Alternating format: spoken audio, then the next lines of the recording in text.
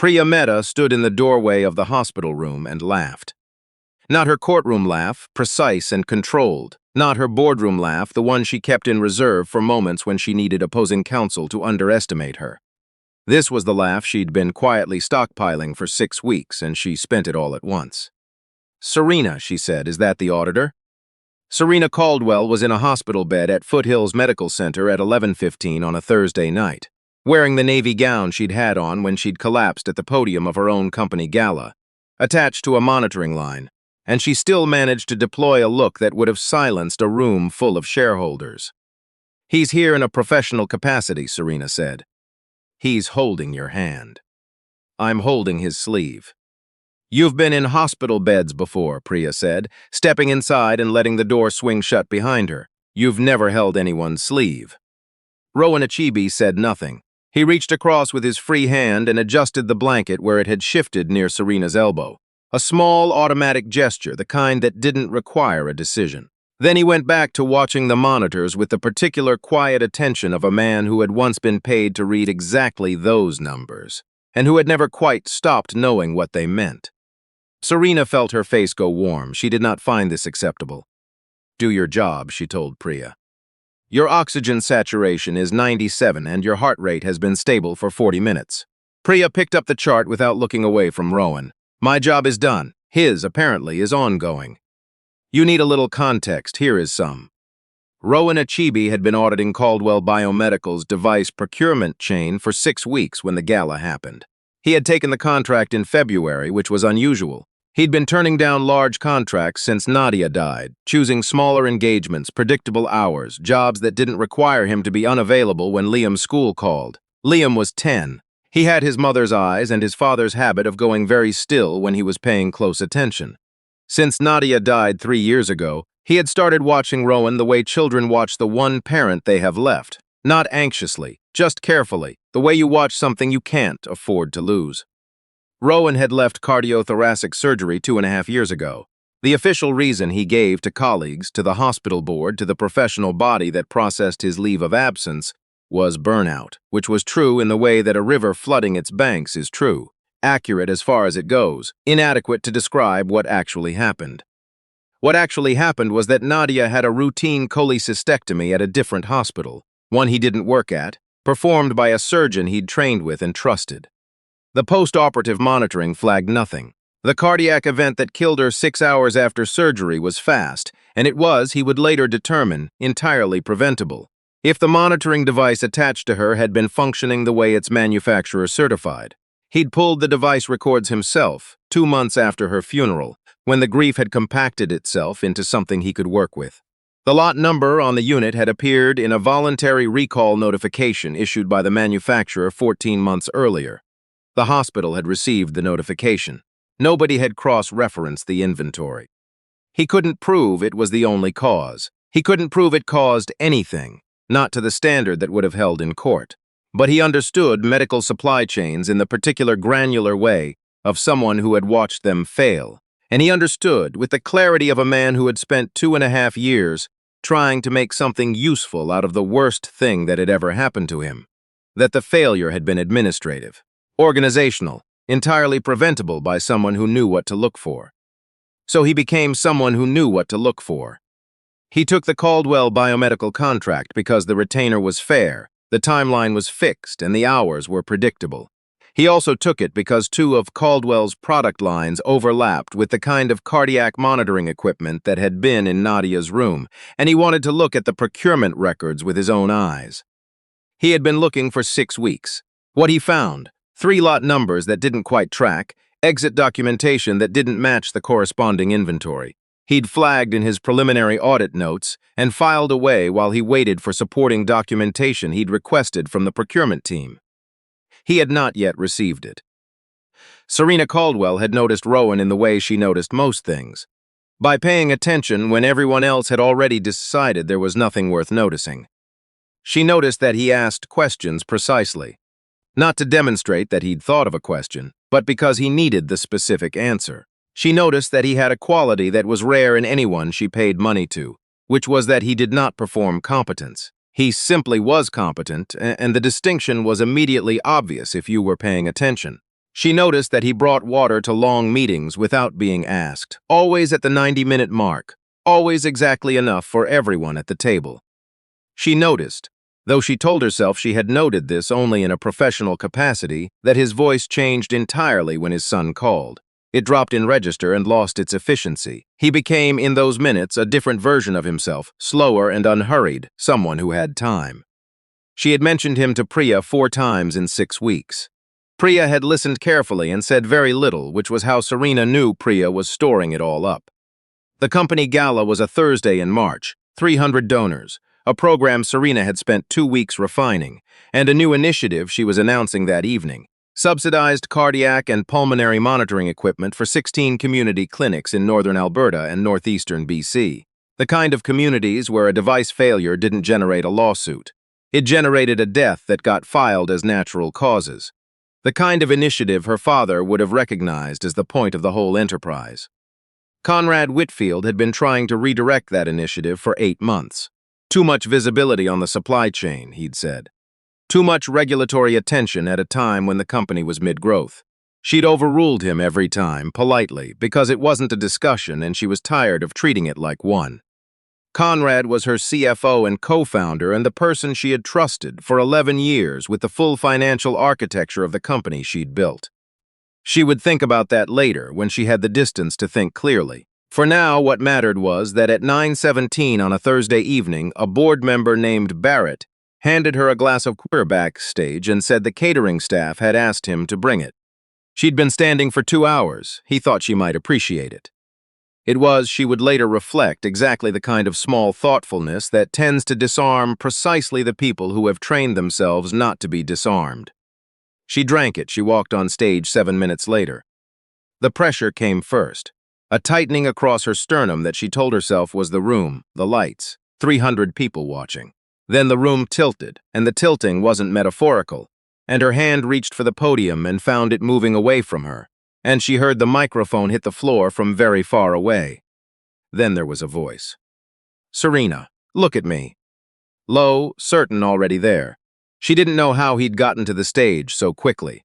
He told her later that he'd been watching from the moment she walked out, because she'd been pale backstage, and he'd noticed what no one else had thought to notice. He checked her pulse, assessed her breathing, and had a diagnosis forming before most of the room had finished understanding what was happening. He called for the venue's emergency kit.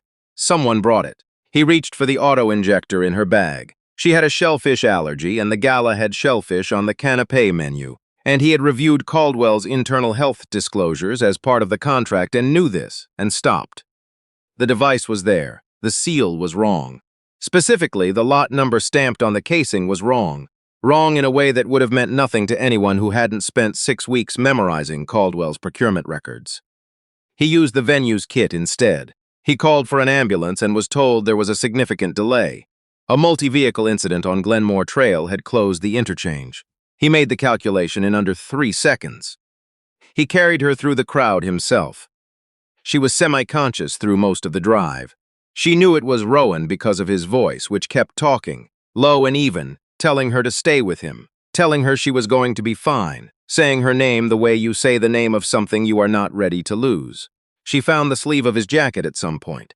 She held on to it. She didn't let go at the hospital. She didn't let go through triage. She didn't let go when the monitoring lines went in. She was still holding it when Priya walked through the door at 11:15 and laughed. After Serena told him to go home, Liam needs you. Rowan stood in the corridor for a long moment. His job, technically, had ended in the lobby. The sensible thing, the thing that protected everyone, was to go home to his son and let the hospital do what hospitals do. Instead, he went to the triage station and asked to speak with Serena's attending physician. Before he did, he pulled out his phone and photographed the lot number on the auto-injector he'd retrieved from Serena's bag. Then he cross-referenced it against the procurement records he had saved to his audit laptop in the car. The number didn't appear anywhere in Caldwell Biomedical's procurement history. Not this year, not last year, not in the 3-year window he'd been reviewing. The device had not come from Caldwell's supply chain. Someone had placed it in Serena's bag. He found Priya in the corridor outside Serena's room. He showed her the photograph. He explained in 3 sentences what it meant and what he thought it indicated about the compound in Serena's bloodstream. The shellfish sensitivity, the allergic amplifier hypothesis, the calibrated dosage designed to incapacitate rather than kill, the convenient absence of a functioning auto-injector. Priya listened without interrupting. When he finished, she said, "That requires patient authorization to hold the sample." "I know. Give me 4 minutes." She went in. She came back in 3. She signed it. "She also wants you to know she's aware you're still here."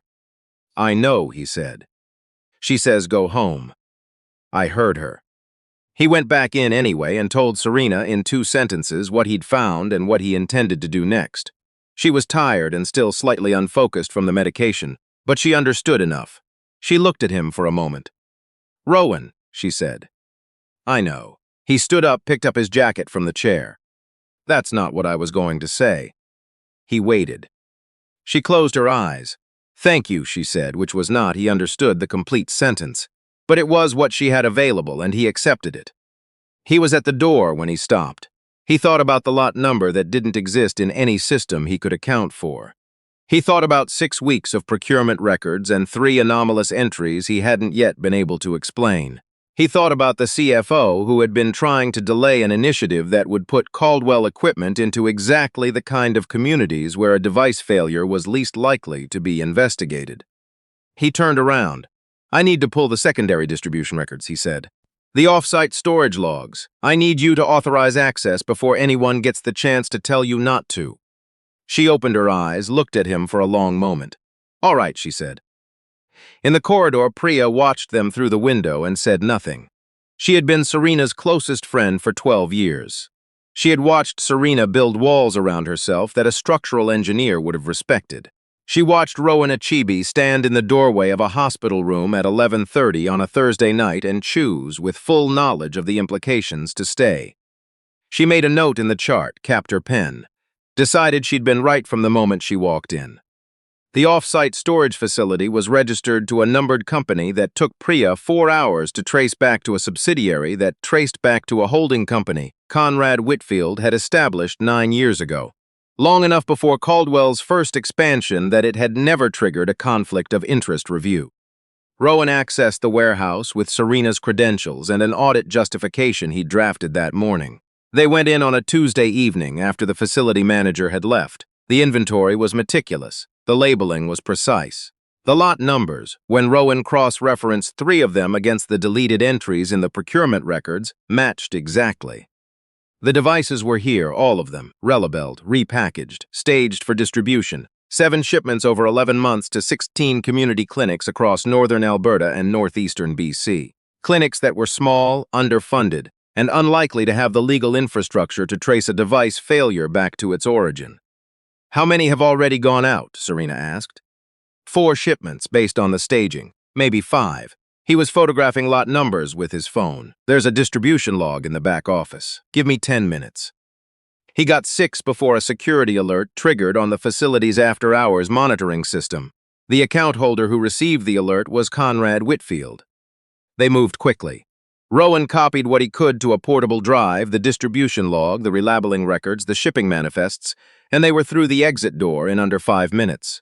He caught sight of 2 interior cameras above the rear shelving units on his way out. Small, positioned carefully. Conrad would have the footage within the hour. In the car, Serena sat very still. "They were going to let me announce that program," she said, "in front of 300 donors, while they were already distributing defective equipment to the clinics it was supposed to protect." Yes. They used the initiative as cover. The reputational goodwill was the camouflage. Rowan drove. The city passed the windows in streaks of cold light. "I took the water," she said. "I didn't think about where it came from because Barrett said it was from the catering staff. I accepted it without questioning it." She turned to look at him. "I have never done that. In 15 years of running this company, I have never accepted anything without checking the source." The car was quiet. "You trust your team," he said carefully. "That's not a defect." "I trusted the wrong people." "You trusted people who spent years earning that trust before deciding to misuse it. That's different." He paused. "It's also not the point I think you're trying to make." She looked back at the window. I'm trying to say that I accepted it without thinking because I was distracted. She stopped. And I've been distracted for about 6 weeks, and I think you already know why. He kept his eyes on the road. You don't have to finish that sentence, he said quietly, if you're not ready to. I know. She looked at her hands. I think I'd like to finish it anyway, later. All right, he said, later. Conrad moved fast. Within 48 hours, he had called an informal board session, not a vote, he was careful to say, just a conversation, in which 3 members expressed concern about Serena's fitness to lead following a public medical incident. The phrase stress-related episode appeared twice. The phrase compromised judgment appeared once. In connection with an outside auditor, she had unilaterally granted access to restricted company infrastructure. Then Conrad came to Serena's office. He was measured when he spoke. He told her that if she continued the investigation, he had relationships with family court practitioners who could, given the right encouragement, raise questions about the custody arrangement of a man who had repeatedly placed his minor child in proximity to active corporate litigation. The arrangement, he noted, was informal. Informal arrangements were fragile. He said he wanted her to understand that clearly. After he left, Serena sat in the chair for a long time. She thought about Rowan in a hospital bed. He had gone back to the warehouse when the drive's backup failed, driven there in the rain at 2 in the morning to retrieve what he could, and had come away with a second-degree burn across the back of his left hand and a portable drive that was partially corrupted. She thought about Liam, who was 10 years old and building cardiac monitoring circuits from kits he'd ordered with his own money, who had asked his father 3 nights ago why he seemed different lately. Not sad, he'd said, just more awake. She thought about what Rowan had said in the car. Later. She thought about the fact that she had agreed to later, and that later was something she never allowed herself. She picked up the phone. She did not call her lawyer. She called Priya. Tell me what the lab found, she said, everything in order. Priya had received the independent toxicology results 48 hours earlier.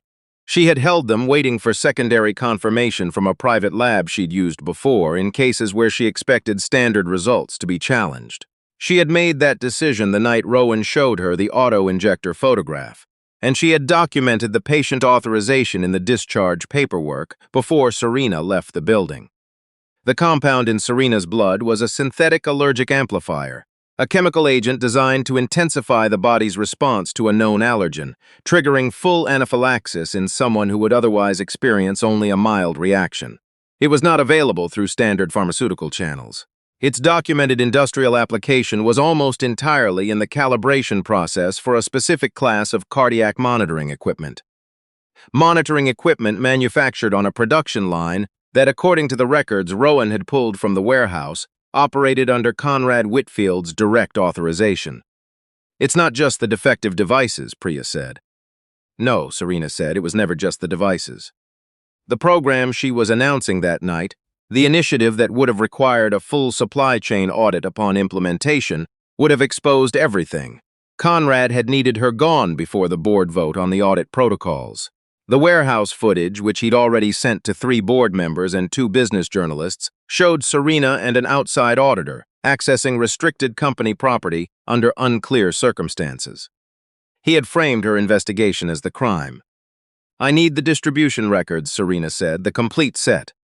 The drive is partially corrupted. I know, but not entirely. She drove to the hospital herself. Rowan was sitting up when she arrived, his left hand bandaged to the wrist, his phone on the tray table, the expression of a man who had been waiting for her to walk through that door, and who had prepared himself not to say so. You shouldn't be here, he said.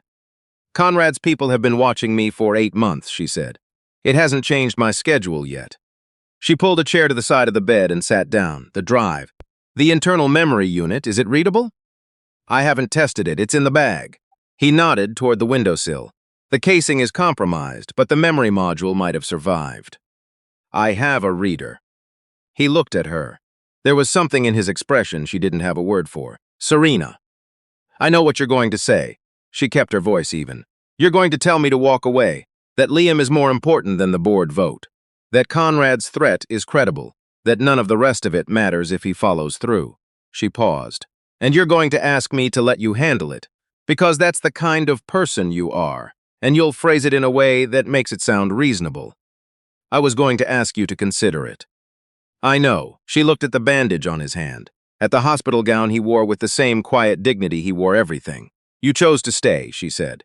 Every time you had a reason to go, you chose to stay. In the hospital room, in the warehouse, in the car. She met his gaze. I am not going to be the person who responds to that by walking away from you. He was quiet for a moment. This isn't only about us, he said. No, she agreed. It's about 16 clinics and the patients to equipment that nobody certified and communities that can't afford to question where their devices came from. It's about all of that.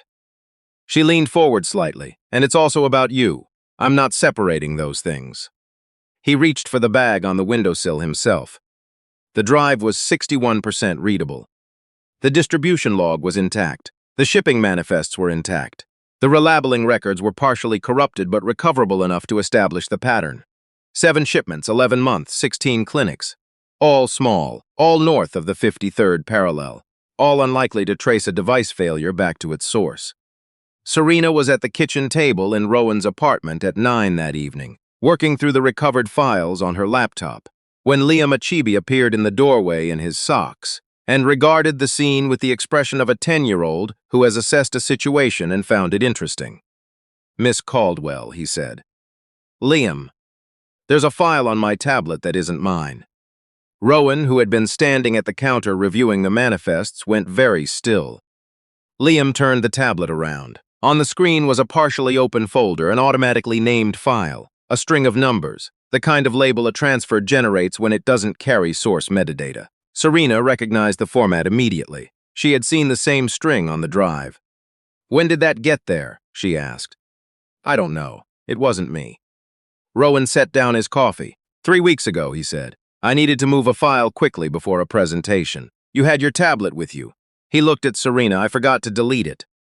Serena opened the file. It was the section of the distribution log that had corrupted on the drive, the earliest entries, the ones that established the timeline most clearly, connecting the first falsified procurement records to the first delivery receipts. Intact, untouched. Sitting on a 10-year-old's homework tablet because his father had been in a hurry 3 weeks ago and moved on without cleaning up after himself. She sat back in her chair. She thought about the compound in her blood and its connection to Conrad's manufacturing line. She thought about Priya's chain of custody documentation waiting in a secure folder. She thought about 61% of a damaged drive and the missing section that had survived on a tablet that had never been anywhere near a warehouse. She thought about what happens when powerful men underestimate the things they dismiss as unimportant. Liam, she said. Yes. Don't close that file. The board meeting was scheduled for 10 o'clock on a Thursday morning. Serena arrived at the building at 9:15 with Priya beside her, the lawyer she'd retained the previous afternoon, and a media liaison she'd called the night before. She did not go to the boardroom. She went to the lobby, where the building's publicly bookable event space had been reserved through the standard system for a press briefing at 9:45. Conrad's assistant called at 9:30 to ask why she was in the building. She didn't answer. At 9:45, Priya stood before 14 journalists and presented the toxicology findings in precise, plain language. The compound, its industrial source, its documented connection to the manufacturing process authorized by Caldwell Biomedical's CFO. She presented the chain of custody established the night of the gala, authorized by the patient, the independent lab report, the original hospital panel. At 10:05, Serena's lawyer presented the distribution records, the warehouse manifests, the relabeling logs, the complete shipping documentation for 7 illegal shipments to 16 clinics. He named the clinics, he named the lot numbers, he named the dates. At 10:17, representatives from 2 of those clinics confirmed on record that the lot numbers matched devices currently in use on their wards. Conrad Whitfield came downstairs at 10:20. He walked to the back of the room and stood there, taking in the cameras, the journalists, the lawyer at the podium, and Serena standing to one side with an expression that contained no anger in it. Only clarity. "You're burning down everything we built together," he said. "I'm burning down what you built inside what we built together," she said. "There's a difference." He looked at the cameras. He looked at the lawyer, who had set down his notes and picked up his phone. Then he walked out. He was met in the parkade by 2 RCMP officers who had been contacted the previous afternoon. Once the chain of evidence was complete, Barrett was taken into custody at his home in Springbank at approximately the same time. The board voted to reinstate Serena's executive authority at 2:30 that afternoon. The vote was not close. She accepted the reinstatement with 3 conditions, presented in writing. Full recall of all distributed devices, financial restitution to every affected clinic, and the establishment of an independent device safety oversight body, with authority that bypassed executive sign-off and reported directly to the full board. All 3 conditions were accepted before 5 o'clock. Rowan did not return to his auditor role. Serena offered it. He declined, and she understood before he finished explaining. "I know the supply chains," he said. They were in her office, the city pale and wide through the floor-to-ceiling windows, the afternoon light low enough to make the whole room look unhurried. "I know how procurement fraud works at the distribution level. I know how to read the documentation, how to identify the pattern, how to build the case before it becomes a crisis." He looked at her steadily. "I can do more from a permanent oversight position than I can from an audit contract." "You'd also be reporting to the board," she said, "not to me." "Yes," he said, "that too." She was quiet for a moment. "That's practical." "It is." "You've thought about it carefully." "I have." She nodded slowly. "The board will want to meet you next week." She looked back at her desk. He turned toward the door. "Rowan," she said. He stopped. "In the car," she said. The night I didn't finish the sentence. She kept her eyes on the desk for a moment, then looked up at him directly. "I was going to say that you're the first person I've trusted without deciding to. It just happened. No evaluation, no calculated risk, no contract terms." Her voice was even, the voice she used when she was saying something she had thought about for a long time. "I've made every significant decision in my professional life deliberately. This was the one thing I didn't choose and couldn't manage and couldn't talk myself out of." A pause. "I don't know what to do with that." He was quiet for a long moment. Then, carefully, "I think you do the same thing you do with any situation that doesn't have a precedent." She waited. "You stay with it," he said, "and you see what it grows into." The science fair was on a Saturday in April. Serena arrived without a security detail. She wore flat shoes and carried a coffee from the corner place on Elbow Drive, and she found Liam's table in the 3rd row without anyone directing her. The display was a low-cost cardiac monitoring circuit, the board exposed, the components labeled in Liam's careful handwriting, a typed card beside it explaining the function, the estimated production cost, and the communities it was designed to serve. At the bottom of the card, in different handwriting, slower, more deliberate, were 5 words, "For the clinics that matter." Below that, in Liam's own hand, "My dad and Miss Caldwell helped." Serena stood in front of it for a long time. "The sensor calibration was the hardest part," Liam said, appearing beside her. He had his father's voice, lower than you'd expect, unhurried. "Dad said you'd probably want to know that first." "He was right," Serena said. "How did you solve it?" "Reference values from one of his old surgery manuals. He has a lot of them." Liam regarded the display with the satisfaction of someone who had solved something real. "He lets me read them." Serena looked at the circuit board. She thought about a man who had lost his wife to a device failure and had spent 3 years turning that grief into something useful. She thought about what it cost to choose every single day, to build rather than to stop. "Does he know you read them?" she asked. Liam shrugged, unbothered. "He pretends he doesn't notice, same as you pretend you don't call him after hours about things you already know the answer to." Serena looked at him. "He does the same thing," Liam said. "He just calls you back."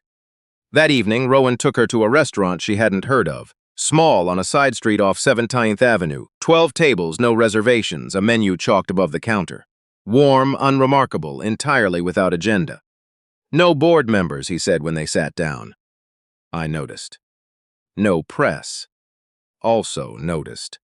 No particular reason to leave early. She looked at him across the small table.